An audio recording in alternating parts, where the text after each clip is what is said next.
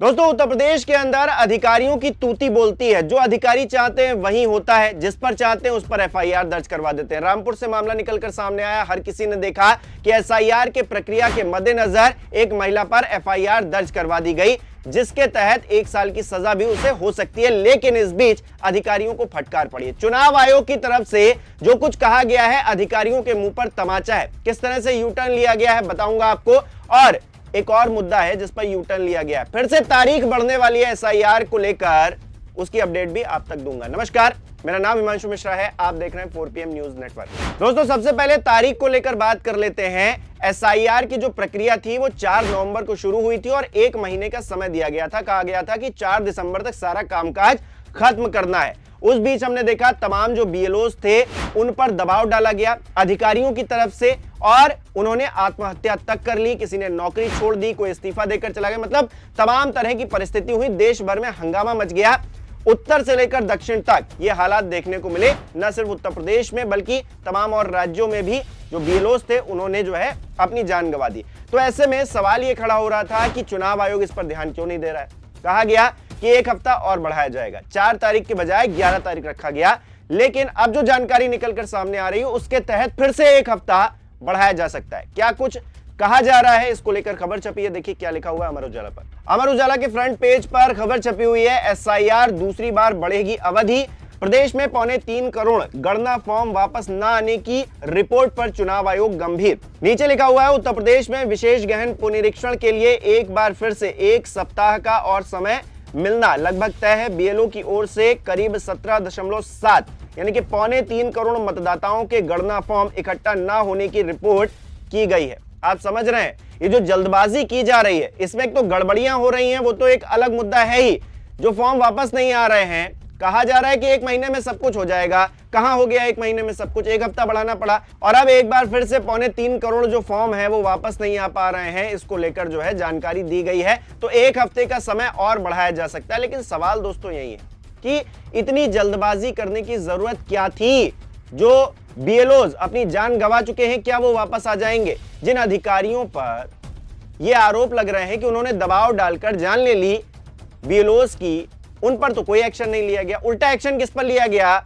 Action उस महिला पर लिया गया जिस पर यह आरोप है कि उसने जो है दुबई और कुवैत में रह रहे अपने भाइयों का एसआईआर फॉर्म भर दिया। लेकिन इस पर भी अब यू टर्न लिया जा रहा है। कैसे? देखिए खबर। लिखा है, रामपुर में एसआईआर के तहत दर्ज केस हो सकता है वापस। आयोग ने किया स्पष्ट, विदेश में रह रहे भारतीय भी बन सकते हैं मतदाता, सही फॉर्म भरना जरूरी। यानी कि जिस आधार पर पहले महिला के ऊपर केस दर्ज किया गया था उस आधार को ही नकार दिया गया है। यानी कि जो एफआईआर दर्ज हुई है एक तरह से फर्जी तरीके से दर्ज की गई है। खबर में अंदर क्या देखिए, लिखा है, रामपुर में एसआईआर के तहत दर्ज केस वापस हो सकता है। इसमें एक महिला ने दुबई और कुवैत में रह रहे अपने भाइयों का एसआईआर फॉर्म भरवा दिया था। आयोग ने स्पष्ट किया है कि विदेश में रह रहे भारतीय नागरिक भी प्रवासी मतदाता के रूप में अपना फॉर्म भर सकते हैं। इसके लिए सभी जिला निर्वाचन अधिकारियों को जरूरी निर्देश दिए गए हैं।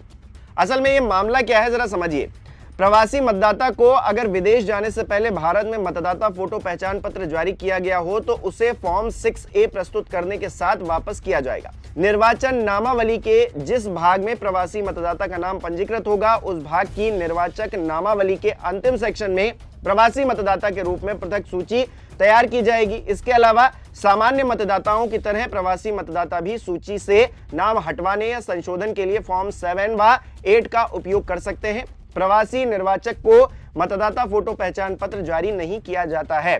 इस पर डीएम का रिएक्शन क्या है? अजय कुमार द्विवेदी कह रहे हैं कि विदेश में रह रहे भारतीयों को मतदाता सूची में नाम शामिल करवाने के लिए उचित फॉर्म भरना चाहिए। अगर रामपुर में संबंधित महिला त्रुटिवश गलत फॉर्म भरने के लिए प्रत्यावेदन देती है तो उस पर लगा केस वापस लेने पर विचार किया जा सकता है।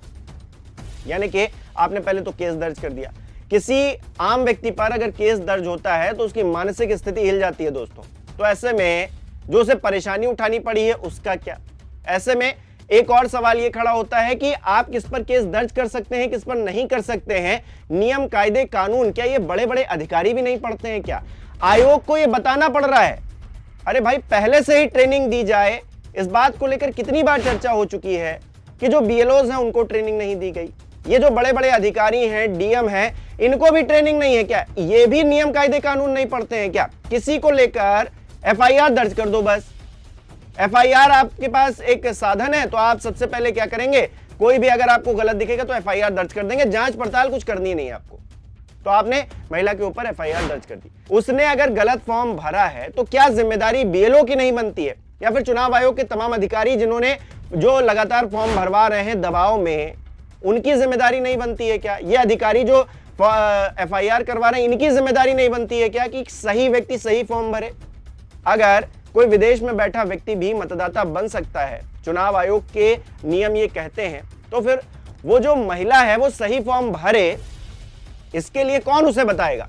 आम व्यक्ति कितना ज्यादा अवेयर है इस चीज को लेकर कि उसको कौन सा फॉर्म भरना चाहिए, कौन सा नहीं भरना चाहिए? भाई जो अधिकारी हमारे पास पहुंचेंगे, जो कर्मचारी पहुंचेंगे, वही बताएंगे ना, जब हम उनको परिस्थिति बताएंगे।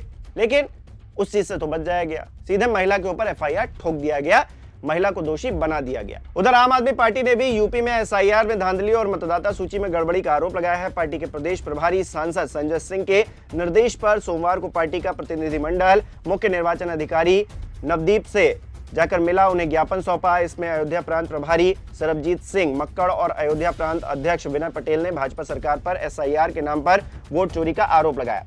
एक दिलचस्प बात और है कि विदेश में जो लोग रह रहे हैं, 115 व्यक्तियों ने मतदाता बनने के लिए आवेदन किया। मुख्य निर्वाचन अधिकारी ने बताया है कि वर्तमान में प्रदेश में 1533 प्रवासी मतदाता हैं।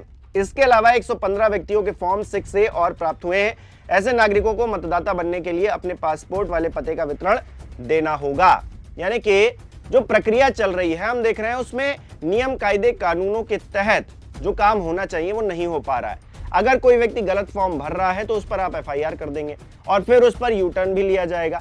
अरे भाई, अगर कोई गलत फॉर्म भर रहा है तो क्या आपको नहीं पता है वो कौन सा फॉर्म भरना चाहिए, उसको नहीं भरना चाहिए? उसको बताएगा कौन भाई? आप ही तो बताएंगे जाकर। लेकिन आप क्या है, एफआईआर करने में आप जो है महफिल लूट लेने में माहिर नजर आते हैं, क्योंकि आपका नाम होगा, आपके जिले का नाम होगा कि देखिए कितना काम हो रहा है, कितनी अवेयरनेस है इस जिले के अंदर, जहां पर एक महिला को पकड़ लिया गया है जो अपने भाइयों का फॉर्म गलत तरीके से भर रही है, उनको मतदाता बनाने की कोशिश कर रही है। भाई मतदाता तो बन सकता है, चुनाव आयोग ये कह रहा है। अब डीएम साहब इस पर स्पष्टीकरण दें। हालांकि वो तो कह रहे हैं कि अब वो महिला लिख कर देगी तो जो है एफआईआर वापस हो जाएगी। तो ऐसे में सवाल दोस्तों यही खड़े हो रहे हैं, शुरुआत से ही खड़े हो रहे हैं कि एसआईआर की जो प्रक्रिया चल रही है उसमें जो है आप जो नियम कायदे कानून है उनका पालन क्या करवा पा रहे हैं, लोगों को अवेयर कर पा रहे हैं, और जो आपके बीएलओज ग्राउंड जीरो पर काम कर रहे हैं उनकी मेंटल हेल्थ भी क्या आप ध्यान में रख रहे हैं? तो कुछ भी ध्यान में नहीं रखा जा रहा है। दिल्ली से फरमान आता है और वो फरमान लागू कर देने की तरफ सब बढ़ जाते हैं। अब 2 हफ्ते का समय जो है लगभग बढ़ जाएगा। 1 हफ्ता बढ़ चुका है, 1 हफ्ता और बढ़ जाएगा आने वाले समय में, ये लगभग तय माना जा रहा है। आप इसको किस तरह से देख रहे हैं हमें कमेंट करके जरूर बताइएगा। इस वीडियो को लाइक करना, शेयर करना मत भूलिएगा। हमारे चैनल को सब्सक्राइब नहीं किया है तो वो भी जरूर कीजिएगा।